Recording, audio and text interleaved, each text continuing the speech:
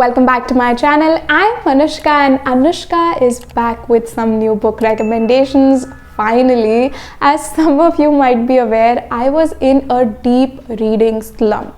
And reading slumps are not good, you guys. They take away all your confidence and they make you question whether or not you even like reading. There comes a time when you don't even want to look at your own books. You don't even want to pick up one book or read that one single paragraph or go through that one single page. It was the influx of reading books. Because of this channel, I was reading 12 to 15 books a month. Okay, and that is not an easy thing. Initially, I enjoyed that. It was giving me a sugar rush.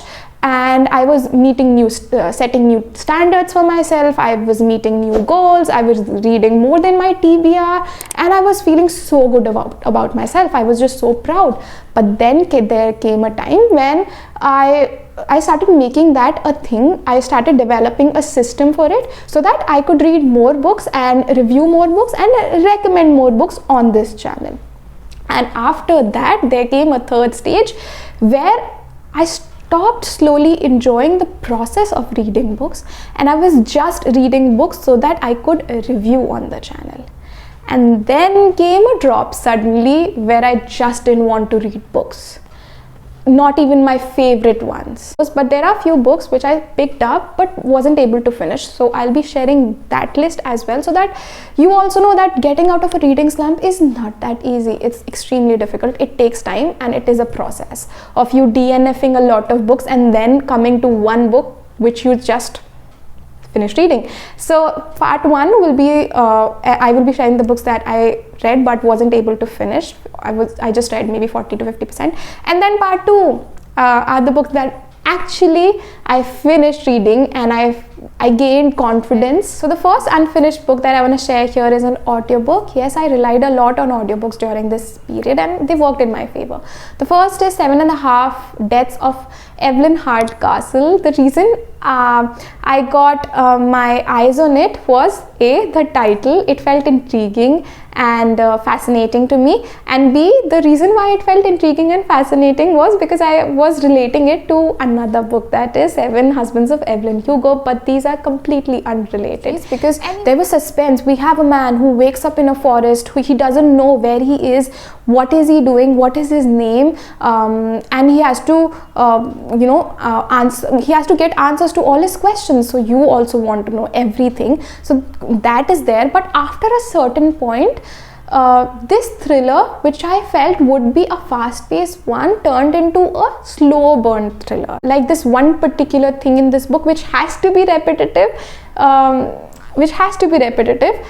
starts getting repetitive, and I did not like that repetitive. Second audiobook that I read is another popular one, that is The House in the Cerulean Sea. This one, I have to say, okay, is a sweet, beautiful book. We have Linus Baker, a government official who is given the secret assignment to go into this house, an orphanage, where we have unique kids who have superpowers and who are made different, who look different. And in this orphanage, he also meets the caretaker Arthur, and there he finds out new things about the government and the officials. So it is a fantasy novel, sweet, and there is deeper meaning to it. Fun novel, but I think I listened to an audiobook. Maybe that's why I couldn't engage too much, or maybe that was just the phase. I might pick this book super soon. Another book that I had high expectations from is Less by Andrew Sean Greer, and this one I ordered like a physical copy because I thought I would love it, but sadly it didn't work for me, and I don't think I'll be picking it up again because the writing is not for me. I've just read 67 pages of this book, and I just couldn't connect with the character or any of these characters. Though this is a Pulitzer Prize winner, but maybe it's just not for me. Maybe this writing is not for me. I felt boring. What Happened to You by Oprah Winfrey and Dr. Bruce Perry. Now this is a psychological self-help book, a great book. It is about how your child trauma affects you for your whole life, basically that. And that's about it. So the reason I DNF'd it is it's just based on one thing, and then there are stories of different patients, and then there is one unique lesson in one chapter. Was Latitudes of Longings by Shubhangi. I read 100 pages, exactly 100 pages, and reading these 100 pages took 35-40 days. So that's a whole lot of time. But this definitely is one of the best writings that I've read. It is flowery, it is poetic, and I don't know how many lines I have highlighted in this book. Okay, now I have the books that I finished reading, and that gave me confidence that yes, I can read books, and I do like reading books. The first is Where the Crawdads Sing by Delia Owens. This is the first book that I finished reading, and that to a 300 page, and for me at that time reading a 300 plus page book was something that I couldn't even imagine myself to. This book has a unique writing style, so you have to adapt to it. It has that slang, and it has that US origin to it, and it does have romance part to it, suspense part to it, thriller, and deeper meaning as well. Unique book, unique writing, and there is a series as well on this book produced by Reese Witherspoon. So yeah, next one that I finished reading is Anxious People by Frederick Buckman. Oh my god, initially I didn't want to listen to this audiobook or read this book because I was of the opinion that it is overrated, because I had heard so much and read so many reviews that it is not worth the hype. But boy oh boy, from the beginning of this audiobook I was hooked on to it. The chapters are short and crisp, the writing is to the point, and the writer knows exactly what he's doing. There is suspense element to it, there are twists one after the other, and I did not expect this at all from this book, so I was pleasantly surprised. And yes, you shouldn't just blindly trust reviews, okay? I'm saying this after listening to this audiobook. The Metamorphosis by Franz Kafka. Yes, I hadn't read it till now, but I'm so glad I did. It is a short, crisp book. I listened to an audiobook which is around 2.5 hours long, and wow, what a unique storyline it is. We have Samsa, who one day transforms into an insect, and it is such an absurd storyline, but then again it doesn't seem absurd, and you are invested into this character's life, and you feel for him, and you care for this character, and you feel for this family as well. And though this is such a short story, it just wholly immerses you in this world, and you start believing that this can happen, a transformation like that can happen. And the ending was okay. I did not expect an ending like that.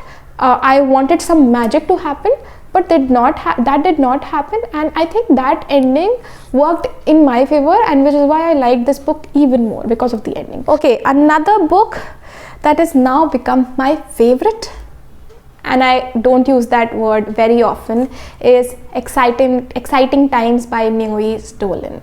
Okay, I accept this, that yes, I like toxic characters, flawed characters, immoral characters, and characters who are completely wrong.